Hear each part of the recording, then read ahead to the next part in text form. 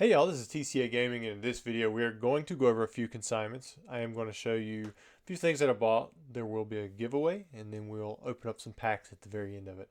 So we'll start off with the giveaway and how you can enter that. So the giveaway is going to be for some of these Merlin Prism cards.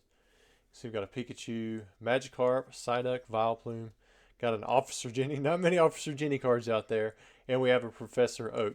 And to enter into the giveaway, you have to like the video, subscribe to the channel, and then put a comment down there in the comment section. And if you want to wait on something to comment on, I'll give you guys a few questions throughout the video. And the reason I say that is because I've recorded this video a few times. I keep having some interruptions come through. But the guy who's giving away those cards actually did consign some stuff. It's very similar to the previous consignment that we saw with these. He sent in some more. We have a Ash and Pikachu Prism from the Merlin collection here. Got a Mew, Paris. I think the Pikachu's like over $100 already. I don't know what to expect for a card like that, but these aren't the easiest to find without print lines or like have good centering. So I really don't know what the pop is, but I imagine it's not too high. I don't think PSA has been grading them that long. Also, we have a few greenback and blueback Top Sun cards. Got a few Danon. I don't know what it is. I don't know how to say it. I think it's Italian, right? Is this what's on the back? Or maybe it's French. Maybe I'm thinking of a different card. Or a different set of cards. There's a Snorlax. Got a few of these perforated Burger King cards. And yes, all of them have the extra space in the case for some reason. I don't know why the only one we saw with the correct case was that Pikachu, but then the Pikachu was backwards. It was literally flipped around. So, very strange. Next up, we have a few just random cards. We've got an Azumarill from Neo Genesis in a 7. Pulled the 10 on the Bulbasaur. Got the classic Cyburn Mewtwo. Some more cards there. There's a Shadowless Hitmonchan. And then we have a few Namis from One Piece. And that'll be all it from that particular consigner. We do have one raw card that come in, which is a Bridget. And when I was looking at this card, I mean, it looked like, if it had been me, I probably would have sent it to PSA. Like, the thing looked very clean. Typically, I don't take raw cards unless they have a pretty high value. And this is from Blue Shock on the Japanese side, or on the English side, you'd know it as XY Breakthrough. But yeah, the full arts from this era on the Japanese side, they hold really good value. Or they have very good value. I don't know how they're going to hold up over time. Who knows, right? I also bought a few YuGiOh boxes. We've got another Legacy of Darkness first edition. They've been going for a pretty good price. Maybe think of this as like, I don't know, like buying a Team Rocket box. That kind of era, but for YuGiOh. And, you know, it's for under $1,000. And this is like, to me, this is the better box. You got 36 packs. You got a whole extra 12 packs that you can get an extra ultra rare, a couple more super rares. You're going to get, what is it, the Yada Garusa or the Injection Fairy Lily. You know, both of those secret rares are pretty good for Legacy of Darkness. Kind of like Pharaoh's Servant. Both of those are really nice. And then a Labyrinth of Nightmare. So this is the set that I wish they had did with the 25th anniversary reprint. Labyrinth of Nightmare was one of my favorite sets with United We Stand, Mage Power, a lot of cards like that, Torrential Tribute. But we did not see it in the reprints. They jumped straight to Invasion of Chaos. Me, my brother, and my other brother. So we've got Cody and James. The one you saw before, that was Cody. James, he's in the live streams, or was in the live streams when we were having those quite often. We took 2 of each of LOB, MRD, Spell Ruler. It should be Magic Ruler, right? If it wasn't for Magic the Gathering having an issue with that. And then also the Pharaoh's Servant. We took 2 of each of those 25th anniversary boxes. We broke them down. We made decks, so we drafted. Man, that was a lot of fun. And I think we're going to do it again this week. I'm going to add in Invasion of Chaos, and then I have a couple rows of just random cards that would include stuff like Wabakus and other cards that only come in theme decks. And I don't know, I just have a lot of fun building and battling or dueling with old Yu-Gi-Oh decks. But maybe we'll open up this Labyrinth of Nightmare box, because there wasn't a reprint for it. And, you know, it should have been in that reprint window if you were going with all of the original boxes, right? Because I believe Labyrinth of Nightmare did come before Legacy of Darkness, and definitely before Invasion of Chaos, unless I'm just remembering that order incorrectly. Labyrinth of Nightmare. That's the one that I really want to see a reprint for. But a lot of fun there. Before we open up some packs, we're going to be opening up Lost Origin.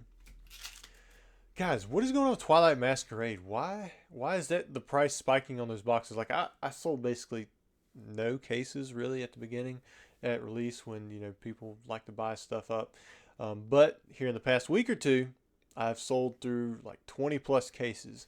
And anytime I put up 4 more cases, they'd sell through overnight. I even had to dig into some of my personal backstock because I sold more than I thought I had set aside for eBay listings.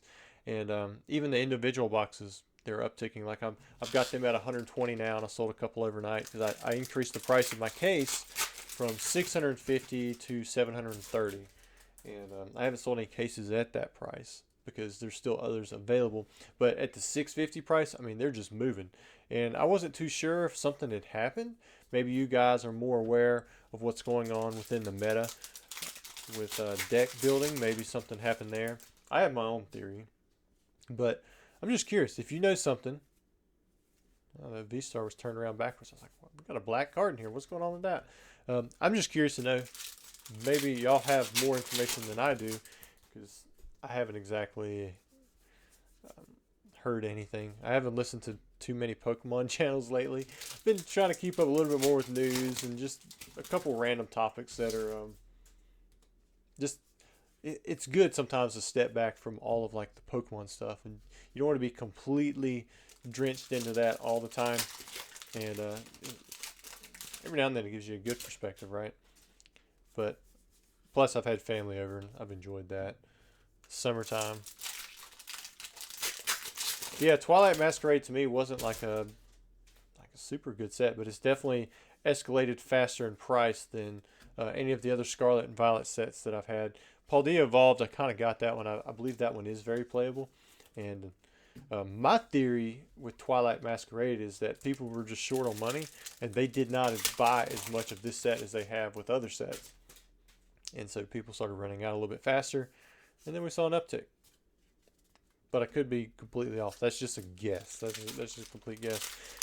I bought quite a bit of Twilight Masquerade. I was allocated, I want to say like 20 or 30% less than I normally get, but then I requested an additional like another 20 cases or something, and they fulfilled all of that. And the only reason I can think of it, them doing that, or the only reason they would do that, especially when they allocated the original amount that I was given, was because people didn't take everything that they were allocated.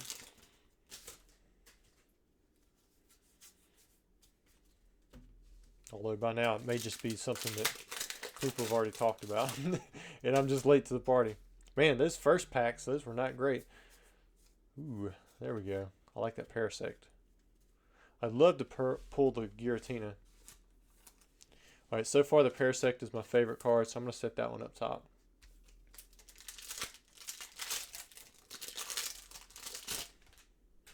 I don't know about you guys, but it has been hot here.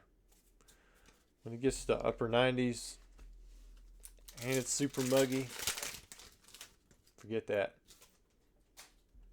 Of course, I didn't have any of the Arizona weather that Z&G used to have to deal with.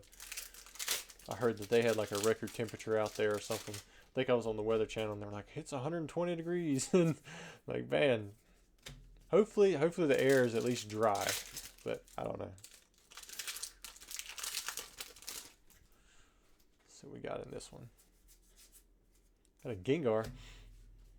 Man, no, well, we got one full art Pidgeot V. But that's it. I don't think we've hit 2 trainer galleries, 1 V, and then 1 full art V.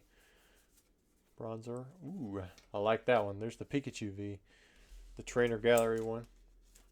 Looks pretty well centered. Well, I thought it's a little up. Who knows? It might pull out a good grade. We'll replace that with the We'll replace the Parasect with the Pikachu V. Come on, Giratina. Got a Magnezone. 2 packs left, so maybe we'll have some last pack magic.